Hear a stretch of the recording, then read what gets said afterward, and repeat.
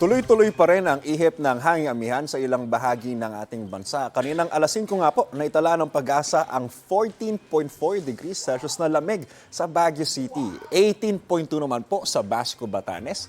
19.6 degrees Celsius po sa Tanay Rizal, 20.3 degrees Celsius sa Tugigaraw at dito naman po sa Quezon City na itala po ang temperaturang 24.8 degrees Celsius. At dahil din po sa amihan mga kapuso ay maalon po at delikado pumalaot para po sa maliliit na sasakyang pandagat sa Batanes, Isabela, Aurora, ilang bahagi po ng Cagayan, ng Quezon, Aurora, Isabela, Ilocos Norte, pati na rin po ang Bordeos at Patnanungan. Ayon sa Pag-asa, apektado po ng amihan ang Northern Luzon at malaking bahagi ng Central Zone. Kasama po dyan ang Metro Manila. Paalala po mga kapuso, stay safe and stay updated. Ako po si Anjo Pertiera. Know the weather before you go.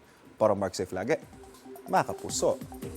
Kapuso, huwag magpapahuli sa latest news and updates. Mag-iuna ka sa balita at mag-subscribe sa YouTube channel ng GMA Integrated News.